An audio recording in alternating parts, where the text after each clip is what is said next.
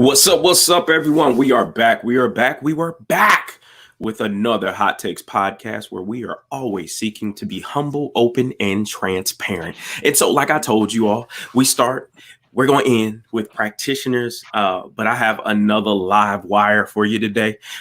Somebody I have grown to know, grown to love and appreciate for what she brings to the world. And she's a heavy hitter, y'all. You know, she's a little bundled up right now. It's cold in Houston.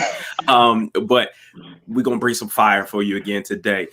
Everyone, welcome, Miss DeAnnah Stinson-Reese. What's up, girl? Thank you. What's up? What's up? I love the opportunity to come on here and you know how we do, diving deep, telling it like it TI is, not holding back. So I'm really, really excited for today. Yeah. So before we get rolling, it's always one of those things that we just gotta let people know where you are up front, and then we'll get rolling with the questions. Absolutely. Okay, cool. So for those of you who are not familiar with me, I'm currently right now based in Houston, by way of Chicago. So while it is freezing cold outside, it is nothing new to me. But I am CEO of E3 Professional Services. I serve as a global DEI consultant for companies, as well as a career strategist for Black professionals, trying to help them to understand what they need to know in order to advance their careers and to level up in terms of their salary. So that's really big for me because I know that as we close the racial wage gap, then we can close the racial wealth gap, because a lot of times there's just not enough money in a household to have the additional streams of revenue. So it's starting kind of at that front line and at that baseline within your careers and understanding, how do I level up? How do I get the compensation I need so that I can start to build wealth for my family in other ways? And then making sure companies are supporting us Black and brown folks within the workplace. So you know how I do. What in the world makes that the right work for you? So, you know what, to be 100% honest, I feel like with this type of work, for anyone, not even just me, I'm going to speak for myself, but I'm going to go out and say and put it out there. Anybody that's in this line of work, I feel like you have to have been in the trenches and been through it to really understand it and to really get the different nuances that come with it. And so for me, that was very much so my household. Like, not having enough revenue to build these additional streams. Like, you can see this stuff on social media and on YouTube and just, wherever, where it's like, oh, multiple streams of income to build wealth. You can't just rely on your employer. But it's like, okay, where I'm gonna get the money to build those additional revenue streams? Because in most cases, let's be real, it takes money to make money, or it takes really good credit to make money. So it's kind of like, it's very challenging to find revenue streams where you don't have to put something in to get real skin of the game to see that high ROI. And so I was fortunate enough to, honestly, from networking on LinkedIn, when I decided to start my business, Lawrence, I kid you not,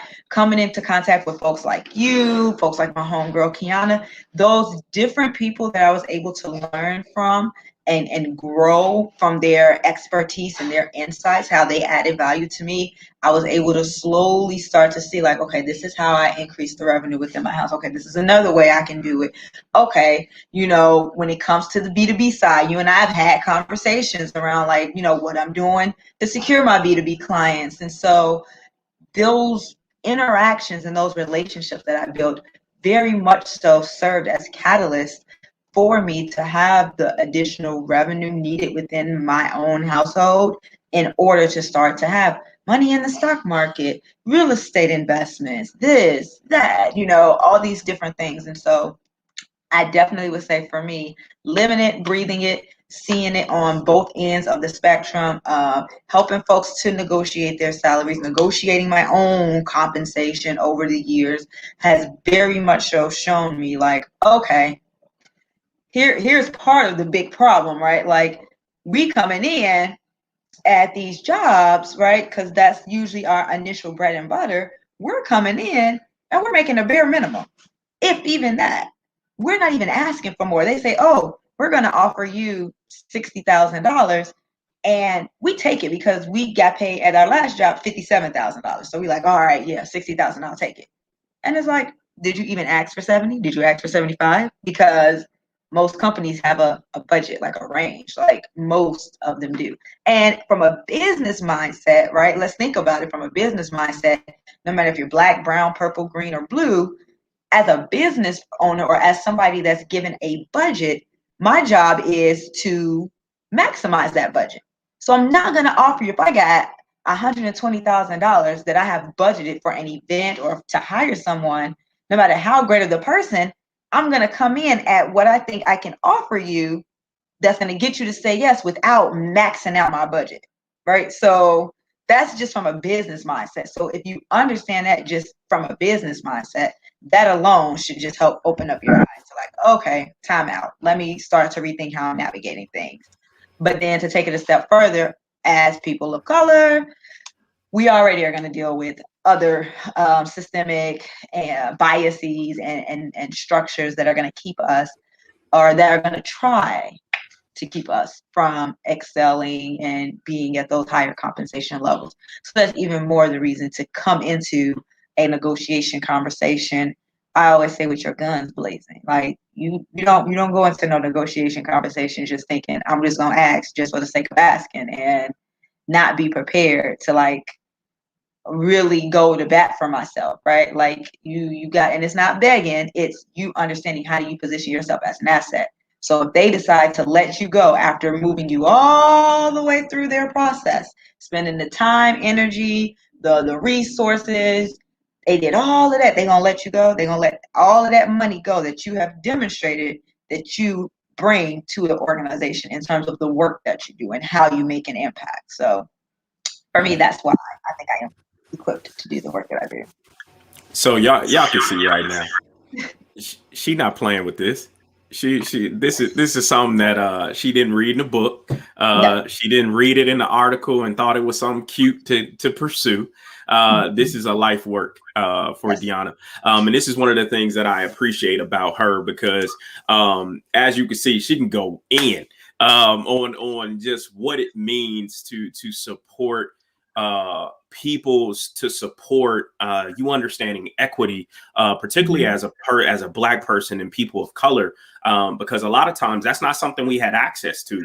I mean, being honest, like, and you talking about from basics of business and basics of negotiation, like that's not anything that I didn't get a book on that. And I didn't, in my family, it was one of those, put your head down, work hard, and be grateful, right? It was one of those, thank God for a job, kind of thing. But speak to the audience and kind of really break down, because right now there may be a person out there who is staying with an employer, underemployed or not represented very well. They came in at that bottom line, but they have this mentality of, you know what, I'm just going to survive. What does it really mean to thrive, particularly in this season? We've been in COVID for almost a year now, folks. So to say we're coming out, that whatever this is, we just need to navigate whatever normal we're in today. And so what does it look like to support someone seeking to thrive? I love your word choice. I love your word choice. Can I do a shameless plug as I yeah. Okay, so first of all, y'all, if y'all are listening, watching, this is like our everyday like dynamic whenever we talk. So I love his word choice because he used the word thrive. And I literally have a book coming out at the end of this month on my birthday. And that was very much so intentionally done. My birthday is in Black History Month. So, you know, I'm all about doubling up and tripling up all things blackity black. But then I also wanted my book to be released on the day of my birthday to kind of wrap up Black History Month. And the book is actually called Thriving and Black, right? And so when he mentioned, and it's pretty much a playbook for Black professionals on how to navigate predominantly white spaces to advance in your career. So with that being said, one of a couple specific things, two main things I really want to share with the audience out there as it pertains to how do you move out of the space of I'm just kind of surviving, right? I'm here because this is where I'm at. Like, I feel like I don't have any other options. I came in at this base salary. I really don't know how to get out of this box I've pretty much put myself in, right? And so, and quick disclaimer, if y'all hear like some pounding because of the ice and snow, like I know it's people outside like trying to do whatever they're doing. So I can kind of hear it. I hope y'all can't, but if you can, I apologize. I just want to kind of put that apology out there in advance. It's not me. It's not my household. It's outside. Nevertheless, but if you want to get out of that box, right, that you're in, so to speak, the first thing you have to do is really take a step back and look at the work that you're doing and understand how is what I'm doing contributing overall to the company's revenue, right? Whether it's saving them money, optimizing processes, generating clients or customers, customer retention, sale, whatever it may be, right? And so for somebody that's like, "Ugh, I just answer phones. I don't, all I do is answer the phones. I transfer calls. Like, it's not that deep." Let me tell y'all something. Everybody that a company is paying to be in that organization, they are being paid for a reason. As a business owner, I am going to tell you, I promise you, there is no company out there that is just paying folks to work just for the sake of paying folks to work. Everybody on my team somehow influences my bottom line, whether it's directly or indirectly. If that's saving me time so that I can focus on business development, that's helping my company to make money. If I have my admin assistant, they're sending my emails, they're responding to customers, they're creating, correspondence to go out to folks. That's saving me time so that I can focus on the other things that's generating money. So that person can very much attest to how they are indirectly helping me or directly helping me to generate X number of dollars in sales. They don't have to say they're generating that. They're supporting such and such department, right? The CEO or the president in generating this many clientele or this much money in revenue. So we have to, as Black professionals, get out of the mindset of basically what you mentioned, Lawrence House, kind of like you come in, you're really like tunnel vision, head down, just glad to have a job. Like, no, they are paying you for that role for a reason. The janitor, their role is so vital, right? You may just think, oh, they're clean, keeping everything clean. That doesn't contribute to the bottom line. Oh, yes, it does. It helps with customer retention. If a customer shows up and that place it got roaches and whatnot, I know I'm not coming back. I can tell you that right now. If I go to a bathroom and the bathroom's super dirty, like at a store or something, I'm like, nope, I don't want to go there. Or if I see roaches crawling around and a pile of ants, I'm not coming back in there to shop, right? So the janitor contributes to the bottom line because it helps with customer retention. And so it's really understanding that even if you don't directly impact the bottom line, you can indirectly impact the bottom line because if they are paying for your role to exist, it don't matter if you're doing it or somebody else is doing it. They got that role there for a reason. And that is one thing that we have to start being better at, understanding that very fundamental aspect. And I'll break it down in the book, in more depth, but that's a very high level, like kind of straight to the point. This is the first thing we got to do, like top of line. The second thing is a mindset shift. The mindset shift has to come into play in understanding everything is not going to be linear, right? It's not going to be like, oh, I was in this role, then I moved up to this role, then I moved up to this role, then I moved up to this. And it was like this direct progression, right? We have to get out of that mindset. That alone stifles a lot of people, especially in the pandemic. It did before the pandemic because I knew quite a few people that were like, oh, I want to be in such and such type role. I want to be in compliance. I want to be in this. And it's like, well, you trying to go and jump right into a role that says compliance officer or compliance specialist. That's not always going to happen. There's other types of roles out there that allows you to get compliance experience. And even though it may not be directly aligned to the type of compliance you want, then that puts the onus on you to be a little more strategic, and you may be doing some extra work that you're not getting paid for to get the skill set or the experience that you need so that you can make that switch and that pivot. But you're going to get fundamental transferable skills in the role that you may take that's a little bit different from just a direct compliance specialist, quote unquote, right? Like hypothetically. And that way, if you know this is my end goal, right? Senior compliance specialist, right? And you know that this is where you're trying to be, but the only thing you see open is an HR generalist, such and such coordinator, or something else. Understand how these different roles can be indirectly pivoting you so that your role to the top is maybe not like this, but it's like this. It's like at an angle, but still going up. It's just not that direct path you initially envisioned. So understanding and being flexible to pivot. And when people say pivot, pivot, pivot, no, like seriously understanding, like, okay, I'm gonna go in this direction, even though it's not a direct line to where I want to be. I'm gonna go in this direction, but I already know I need these 4 key things, right? These are the missing gaps in terms of my experiences and skill sets. I'm gonna go over here and I'm gonna interview for these types of roles, but I'm gonna make sure there's opportunities to hop on projects that's gonna give me these experiences and skill sets. And if it's not, let's say out of the 4 things, 3 things you find like, okay, this job I get is going to allow me to get those skill sets, but it's still something missing. That means you're going to have to go kind of outside of the box. It may not be within the scope of that company. You may be volunteering, working for an organization, like a professional development organization that is aligned with that new role so that you're getting the experience that you need, looking at videos like on LinkedIn, YouTube. Information is out there. Like there's no excuse for anybody to not know how to do something because the information is there.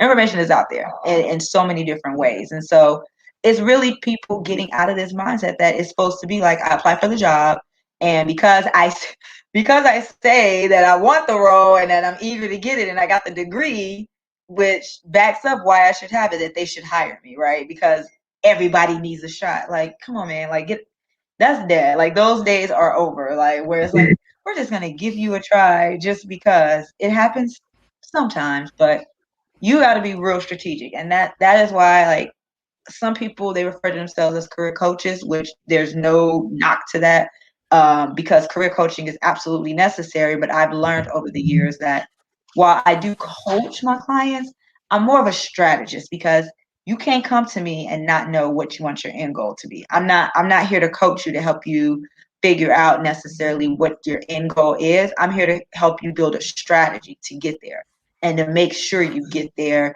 and get the compensation that you need. And so typically when individuals come to me like, I have no idea what I want to do, like I'm like, I'm probably not the best fit for you, because while I do coach clients, I'm not here to help you figure out what your career aspirations are. If you come to me like, hey, I got this background in this, I got this background in this, I'm trying to figure out how do I make it align, I'm trying to find that endpoint, that's a different story, because then I'm going to show you how to strategically blend the parts of this that you like and the parts of this that you like, so we can identify that end goal and build that strategy to get you to that end goal. So I'm So I love that. I'm all about strategy, all about strategy.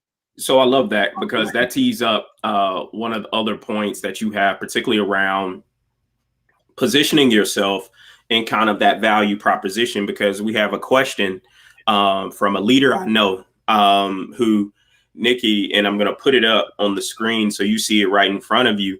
And so just take a minute to look at that question, because it's a very valid thing, right? Because nowadays we have all these DEI initiatives and all these other things being pushed out. And so for those of you who are out there that are career coaches, that are people helping others transition, if you have responses to Nikki's question, throw it out there. This is a community. This is for everybody. You all are practitioners as well. I get the pleasure of bringing on my crew to answer these types of questions. But DeAnnah, what say you? What's your response to that?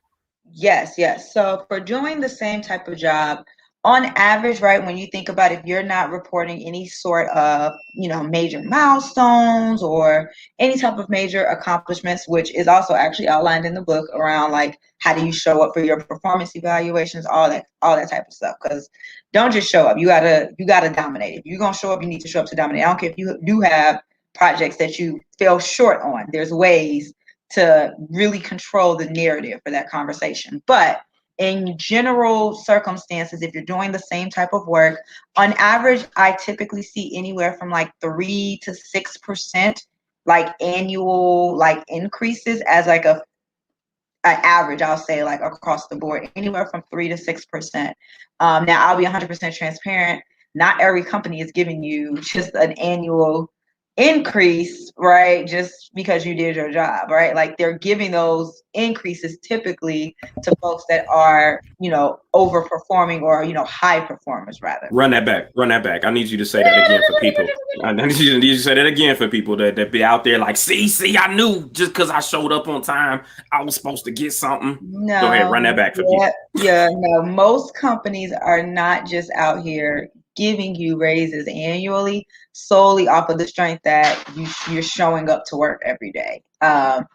You got like, certain entities that, have that in place as a means to maintain retention if there's a high turnover for their company for whatever reason. Like I know the education system a lot of times will give like annual increases because, teachers, that's a high turnover rate. And there's other industries that do it too. But I'm gonna go ahead and let y'all know most companies, they're not just giving y'all raises like all willy-nilly, like anywhere from 3 to 6%, just kind of like as an annual thing, if that's like built into their way of employee engagement, their total rewards program, and just maintaining retention of their employees.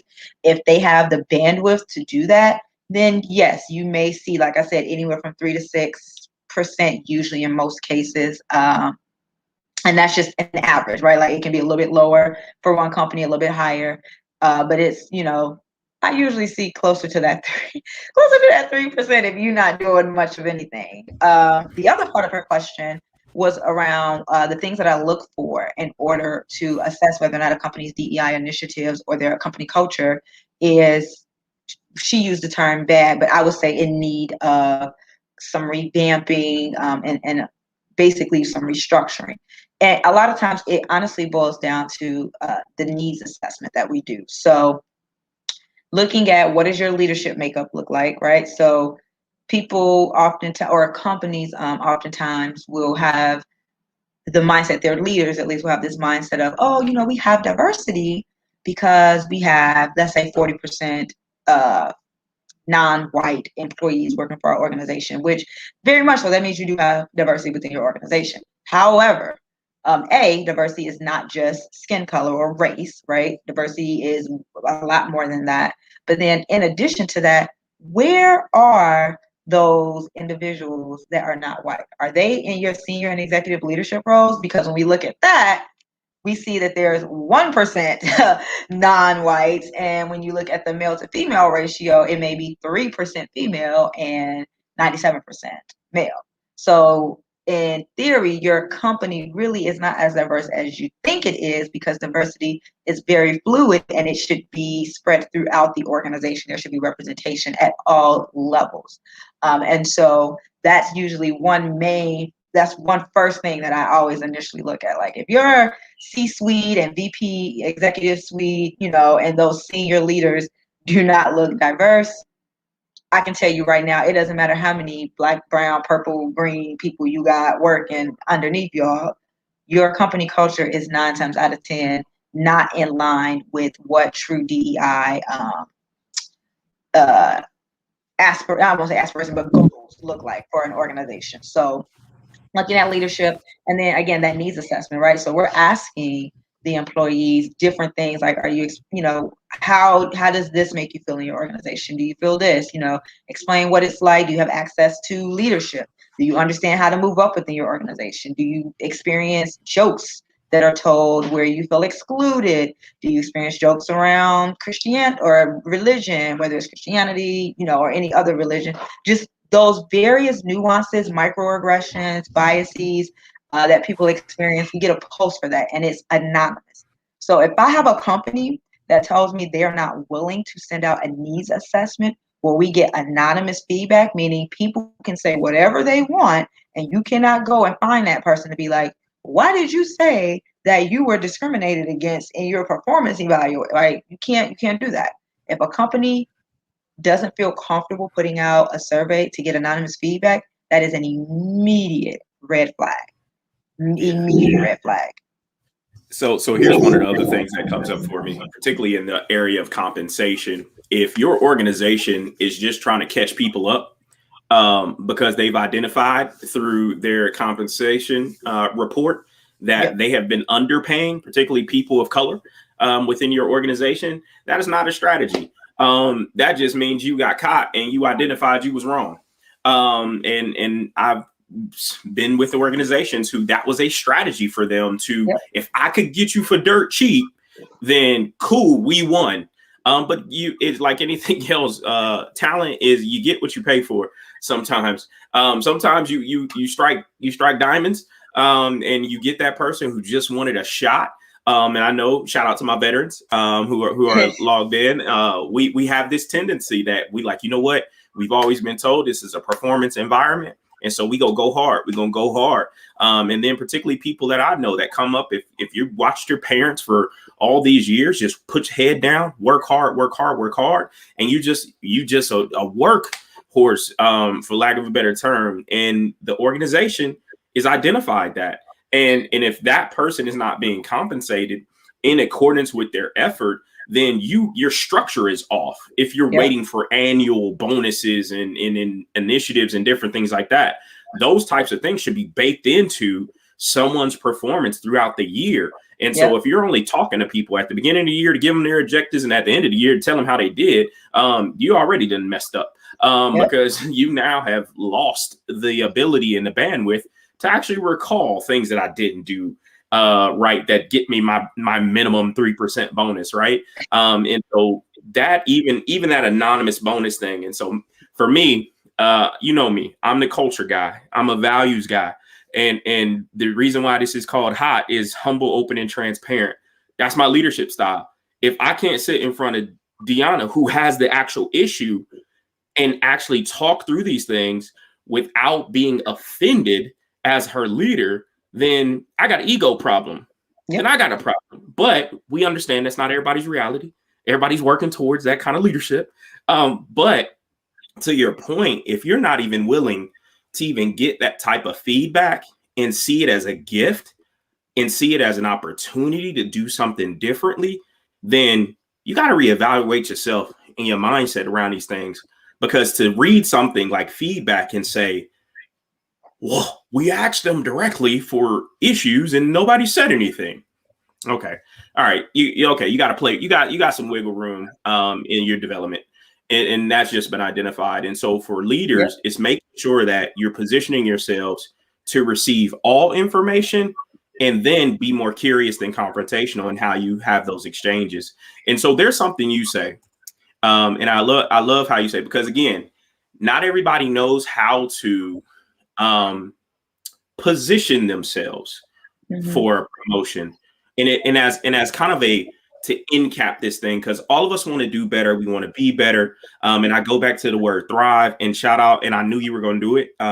You are always welcome to shout your book out and anything else you've got going on. You are always welcome to do that here. But how do people, if they're within an organization and in support of something else, how do they position themselves to see increase and in form of a promotion? In terms of professionals, right? Like, how do they position themselves? Yep. Yeah. You very much so cannot rely on your immediate supervisor to track the work that you're doing. It is your responsibility and solely your responsibility to be able to see that, oh, I worked on X, Y, and Z project, and this was the result that we saw within our department. But then this is also the result that another department was able to see because of the work that we did. And this is how that ties to the bottom line. When you start thinking like that and start tracking that, then you are starting to position yourself for promotional opportunities, for leadership opportunities, because you know how to see beyond just the scope of your department, right? You've trained your mind to see and think how leaders have to see and think in executive roles, in senior leadership roles, in those C-suite roles. You think the CEO doesn't understand how this department affects the next department? Like, they have to, because that's how they built their organization. That's how they keep the organization running. So when you start to understand how your work impacts the organization beyond just the scope of your department that you're in or the role that you're in, that right there is going to help you position yourself for promotional opportunities. And you have to track that, right? So you have to have documentation of this. And then you go into your performance evaluation prior to that, sending your your appraiser your performance information, right? Like, hey, here are some agenda items that I'm looking forward to discussing when we have our, annual or biannual or monthly, quarterly, whatever it may be, right? Here's the agenda. Here's an agenda of items that I would love to discuss.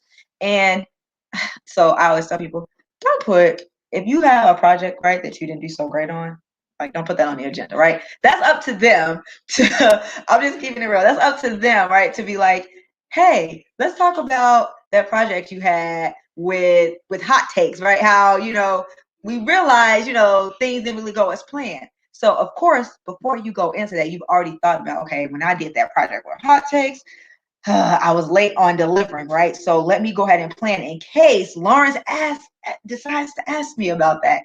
Let me plan for how I'm going to control the narrative for that conversation, where I focus on, this is what we were able to learn from that situation, right? This is what we were able to gather from it. Even though it wasn't as successful as we wanted it to be, this is what we did get out of it, right? And then immediately pivoting back to those positive things, right? Which is why such and such project went so well when I was with E3 Professional Services and I was able to do this, right? You overshadow that negative. You take ownership, of course. If they bring it up, you can't deny it, but always find, this is what we were able to learn from it. This is what we were able to take from it, and then re-pivot back to the more positive things that you have done. But when you send that agenda, let me just put this disclaimer, like, let's not send like, oh yeah, I want to talk about how I messed up with hot takes. Like, no, that's up to your supervisor. That's the one thing you leave up to your supervisor to talk about. But everything else you should come planned, ready to talk about and bring up on your own, so that it makes your supervisor's job a lot easier too, right? Coming in, if they're like, oh, okay, she already then outlined, this is what we're going to go over. You're controlling the narrative for your performance evaluation. You're controlling how it's handled, the direction that it's going, and then that's documentation also. Even if y'all don't have a formal tracking system, this is another way of documenting the things that you're doing within the workplace. Yeah, I love that. And just for those of you out there who experience me in any given situation, y'all already know I'm a growth mindset dude. So you better come with the dirty stuff first. That better be a part of your agenda. But what I want to know is what you learned, and how you're not going to repeat it. Or what are you doing to level up? Who you brought in? Like, that's my thing. That's how for me, I'm always looking for my replacement. Right. But that's the way that I lead. That's the soldier in me. I need to know, if I go down, you got it. And so that only comes from knowing what you do when stuff is ugly and not so pretty. And so one of the things is when we do reviews, and I love that you brought this up, particularly around performance, is performance is talking about past. It's your past, it's your history. And so if you aren't keeping up with your actual performance and the things that you've done to actually have a professional exchange, and it's a anxiety filled conversation, then there are some internal things that you need to process. Because if you kicked butt this year, then your expectation going into that conversation, and to DeAnnah's point, this is a strategy meeting, because we should be spending 15 minutes on what happened last year. And we should be spending another 45 on what we're going to do next year to capitalize on the things that have happened. It should be just an update, and it's a culmination of last year as an event. So it should just be, hey, that box should be checked. I should know 6 months out if I'm going to get this annual bonus because I'm killing it, or I'm pivoting, like you said, like you, to use DeAnnah's word, if I'm pivoting to make sure I get back on track so that I could be in a better position to receive some of those bonuses and different things like that. And there's going to be some banter. I want you to engage with the chat after this podcast is over. Because Nikki brought in another thing and said in her position, she sees employees wanting, expecting managers to run the review and do not come prepared with agendas or items. And so for you, and to Nikki, to that point, that's an advanced level. That's the strategy part of it, right? That's you being confident in your abilities.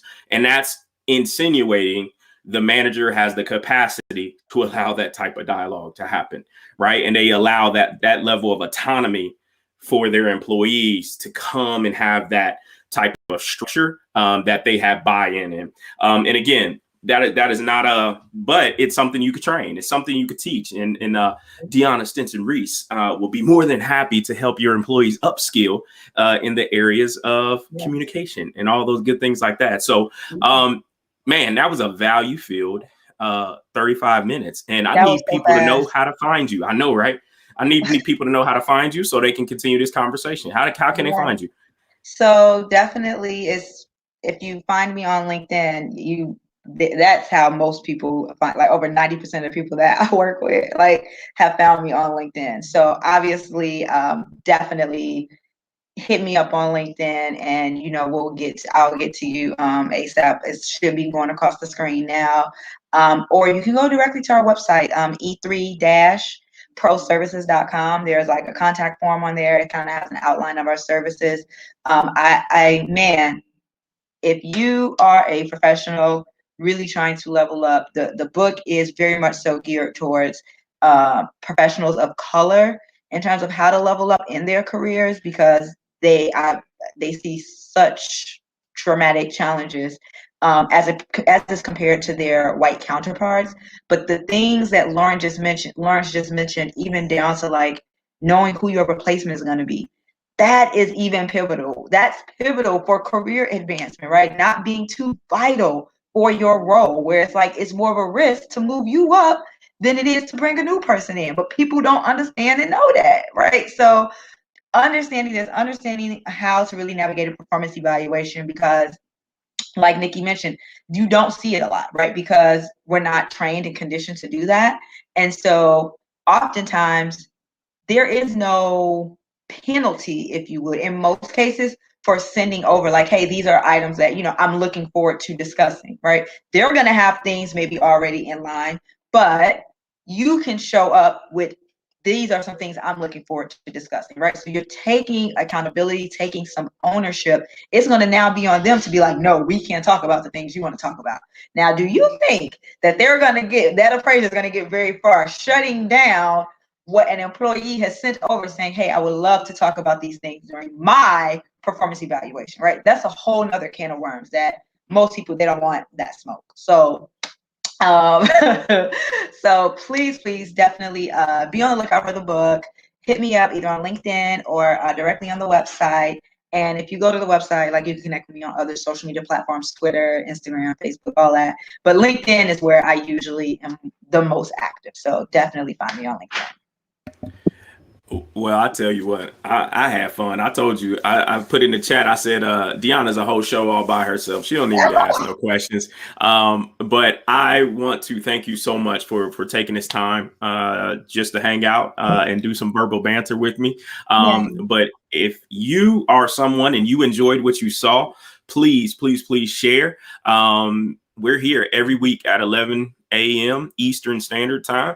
And if you are a coach, trainer, speaker, author looking to extend your voice via podcast or live, please direct message me so we can have a conversation and make sure alignment is there. And you can come on here and we can become community quick, fast, and in a hurry. And so this was another Hot Takes where we, again, are always seeking to be humble, open, and transparent. Thank y'all so much. Be safe out there. Those of you who are getting snow and bad weather, and we just a little rainy and misty here in the South. But peace, love, and hair grease. We'll see y'all soon. Bye.